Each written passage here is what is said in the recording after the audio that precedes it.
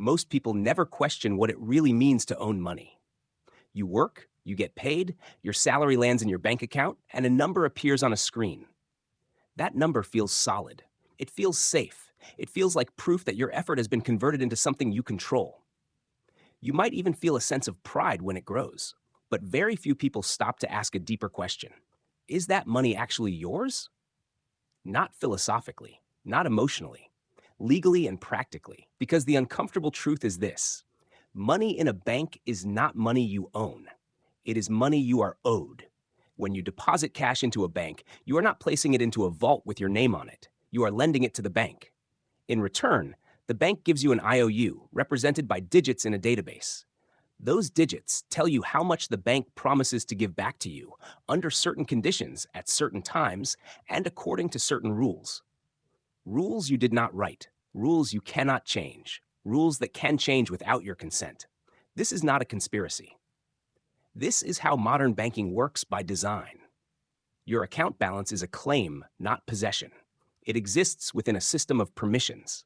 You can access your money as long as the system allows you to, as long as the bank is operating normally, as long as regulators haven't intervened, as long as your account hasn't been flagged, frozen, limited, or temporarily restricted for your safety.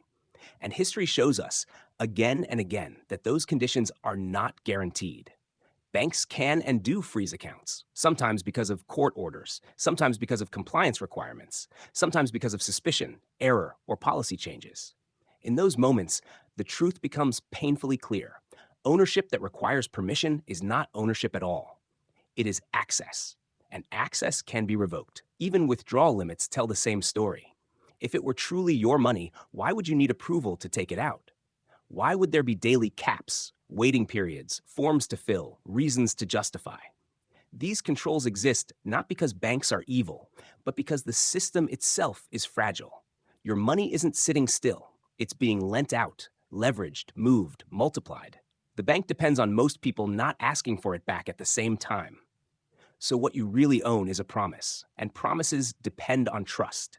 Trust in institutions, trust in governments, trust in laws remaining stable, trust in systems continuing to function during crises.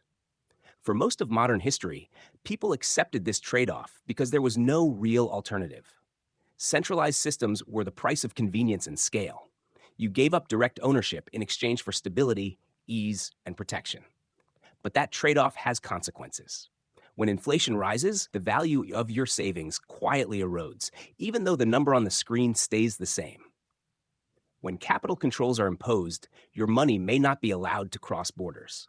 When political or financial turmoil hits, banks can close, withdrawals can be halted, and suddenly access to your money becomes conditional on forces far beyond your control. And in those moments, people don't argue about interest rates or user interfaces anymore. They ask a much more fundamental question: why can't I access what I earned? Because deep down, we intuitively understand what ownership should feel like. If you own something, no one needs to approve your use of it.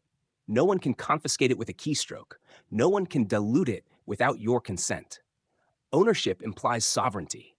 The banking system, for all its sophistication, does not offer that kind of ownership.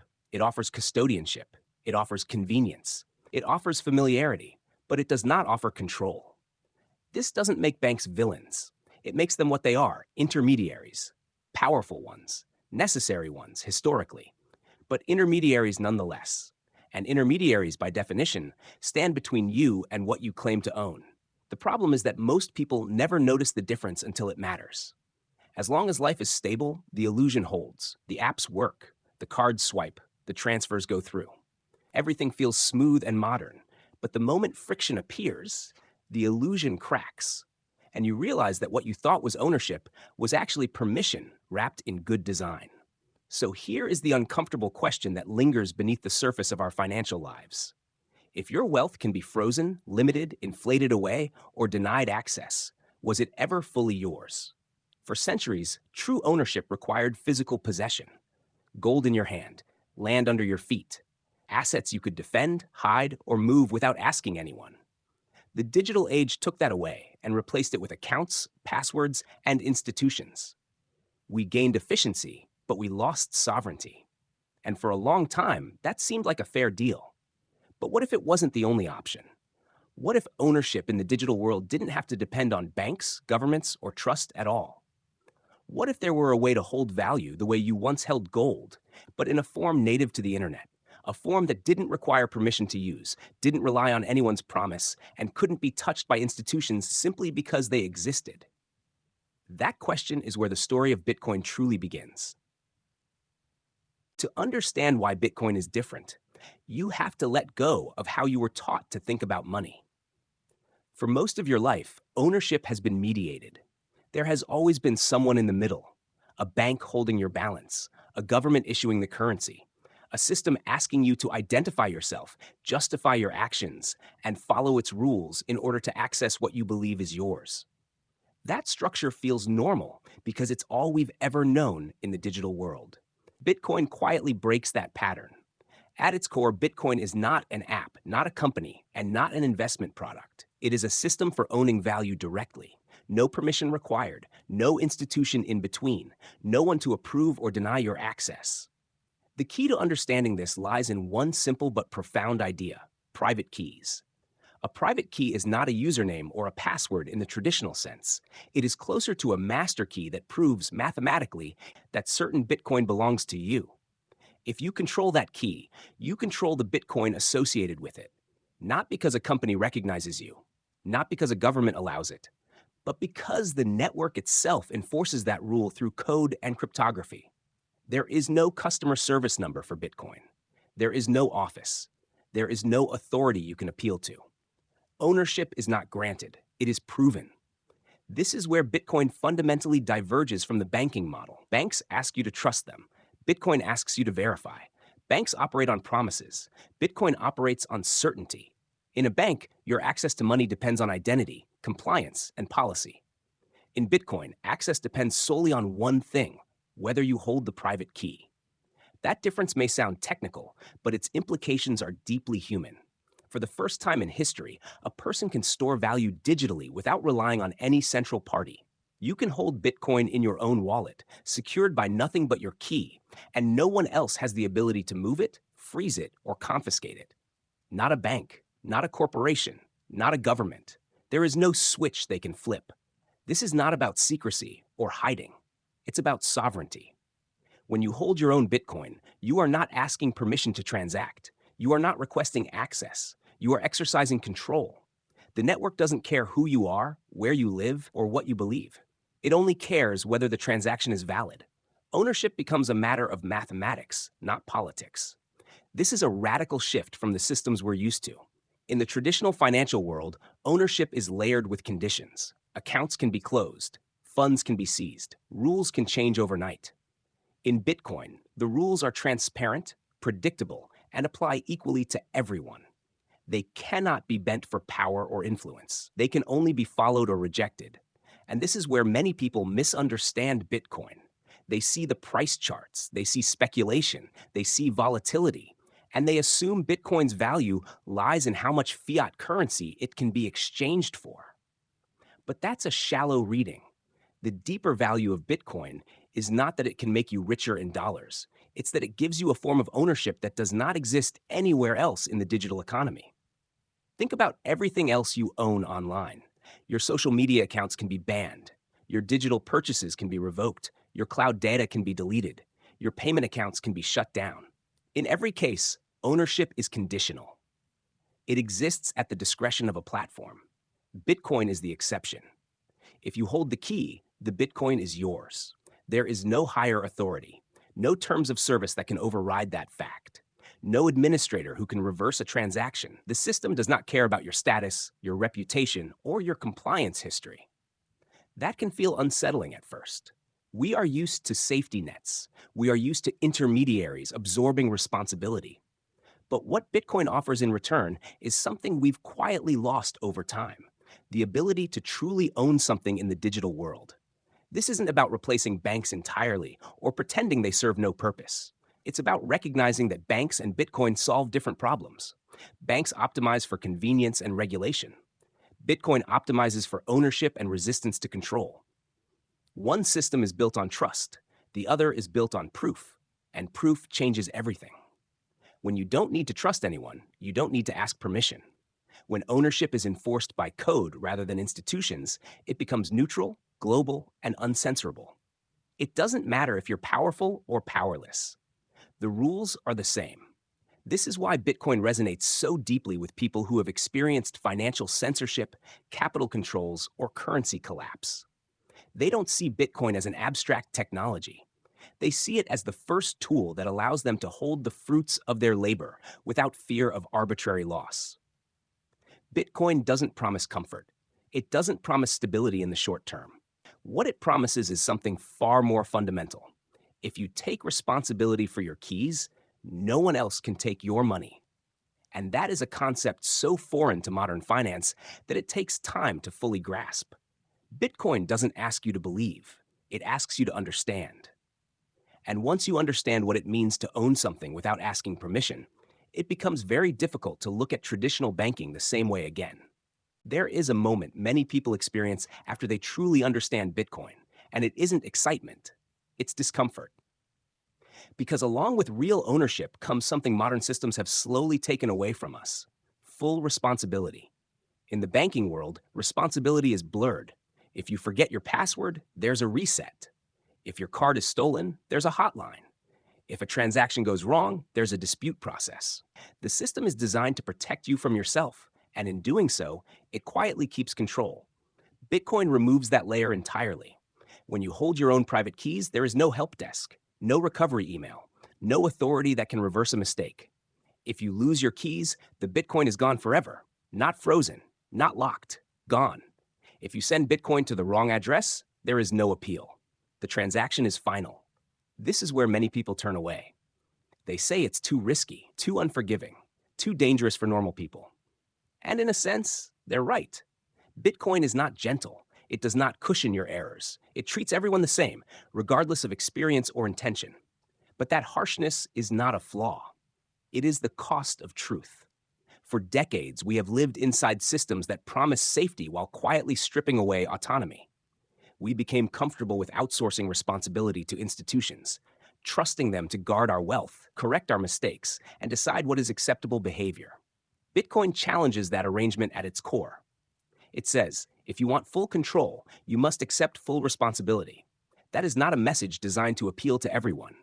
And Bitcoin has never tried to be for everyone. It is an opt-in system, a choice.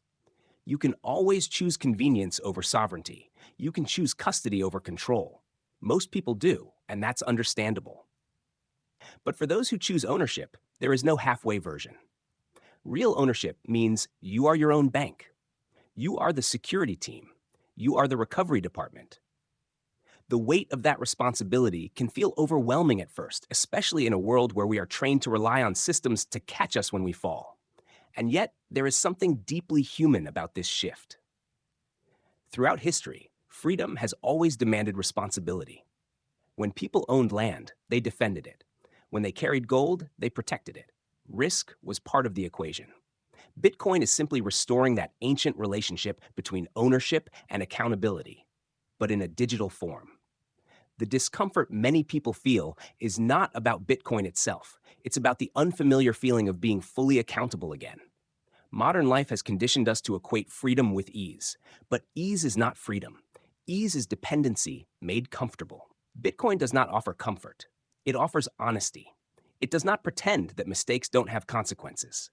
It does not hide risk behind interfaces and assurances. Instead, it forces a kind of maturity. You must learn. You must understand what you are doing. You must respect the system because the system will not bend for you. In return, it grants you something no bank ever truly has: the certainty that what you hold cannot be taken by force, diluted by policy, or erased by decree. This is why Bitcoin is often misunderstood as reckless or extreme. In reality, it is neutral. It simply refuses to lie. Banks lie gently. They say your money is safe while lending it out. They say you own your funds while controlling access. They say they protect you while making decisions on your behalf. Bitcoin says nothing. It just executes. And that silence can be terrifying, but it can also be liberating. When you truly own something, you stop being careless with it. You stop assuming someone else will fix your mistakes. You become more intentional, more aware, more grounded. Ownership reshapes behavior. This is one of Bitcoin's most subtle effects. It doesn't just change how money works, it changes how people think about responsibility, risk, and self reliance. It attracts those who are willing to grow into that responsibility and repels those who prefer protection over control. Neither choice is morally superior. They are simply different philosophies of living. Bitcoin is not saying everyone should opt out of banks. It is saying that for the first time, opting out is possible. And that possibility forces an honest conversation we've avoided for a long time. Do you want convenience or do you want sovereignty? Do you want guarantees or do you want truth? There is no system that offers both completely. Every form of ownership comes with trade offs. The banking system trades control for comfort. Bitcoin trades comfort for control. And once you see that clearly, Bitcoin stops looking like a speculative asset and starts looking like something much deeper, a tool for those willing to take responsibility for their own freedom. That responsibility is heavy, but for many, it is the first time ownership has felt real. When you zoom out far enough, Bitcoin stops looking like a financial product and starts looking like a historical event. For most of human history, ownership was physical. You owned what you could hold, guard, or defend: land, livestock, tools, precious metals. Power and property were tightly linked to force, geography, and proximity. Then came modern states, banking systems, and legal frameworks that abstracted ownership into documents, accounts, and registries. This abstraction brought scale and efficiency, but it also centralized power. Bitcoin enters this story quietly, but its implications are loud. For the first time, ownership becomes both digital and sovereign. Not symbolic, not conditional, actual. You can hold value in your mind, encode it as a key, and carry it across borders, regimes, and systems without asking anyone for permission. That has never existed before. This matters far more than price movements. In stable countries with strong institutions, Bitcoin can feel unnecessary, even excessive. When banks work, currencies hold value, and laws are predictable, it's easy to dismiss sovereignty as an abstract concern. But the world is not uniform. Billions of people live under capital controls, currency debasement, political instability, or arbitrary enforcement. For them, Bitcoin is not a philosophical experiment. It's practical. It is a way to store the output of their labor without watching it decay. A way to leave a country without leaving everything behind. A way to participate in a global economy without being excluded by geography or paperwork. In these contexts, Bitcoin's resistance to control is not ideological. It is survival-oriented. And this is where the future begins to take shape. Bitcoin doesn't need to replace the banking system to matter. It doesn't need universal adoption. It only needs to exist as an alternative, as an escape hatch, as a constant reminder that ownership does not have to be granted from above. When alternatives exist, power dynamics shift. Governments and institutions behave differently when people have options. When value can leave easily, it must be treated more carefully. When individuals can self-custody, control becomes harder to justify. Bitcoin introduces competitive pressure not through force, but through choice. This is subtle, but profound. Bitcoin does not overthrow systems. It outgrows them. It doesn't ask for permission to exist, and it doesn't need approval to function. It simply offers a parallel path and lets individuals decide. And that choice changes everything. In the future, not everyone will hold their own keys. Many will prefer custodians, banks, or services built on top of Bitcoin itself. That's fine. The significance lies in the fact that custody becomes optional, not mandatory. Control becomes a preference, not a requirement imposed by architecture. That inversion is historic. For decades, digital life has trained us to trade ownership for access. We stream instead of own. We subscribe instead of possess. We log in instead of hold. Bitcoin quietly reverses that trend for the most important asset of all: money. It asks a simple question that echoes long after you hear it. Should your wealth depend on someone else's permission? Bitcoin answers no. Not loudly, not emotionally, just mathematically. It doesn't promise fairness. It doesn't promise equality. It doesn't promise that things will be easy. What it promises is that the rules are the same for everyone, and that ownership, once established, cannot be arbitrarily taken away. In a world where rules increasingly feel flexible for the powerful and rigid for everyone else, that consistency matters. Bitcoin is not about escaping society. It's about redefining the boundary between the individual and the system. about reclaiming a small but crucial piece of sovereignty in an age of growing centralization. You don't have to love Bitcoin to recognize what it represents. It represents a line in the sand. On one side is a world where ownership exists at the pleasure of institutions. On the other is a world where ownership is enforced by unchanging rules and personal responsibility. Bitcoin doesn't force you to cross that line. It simply makes the line visible. And once you see it, it's hard to unsee. Bitcoin may not make you rich, it may not protect you from every risk, it will not solve all economic problems, but it gives you something rare in modern life: ownership that doesn't require trust, permission, or approval. Ownership that banks can't touch. And in a century defined by digital control, that may be Bitcoin's most enduring legacy.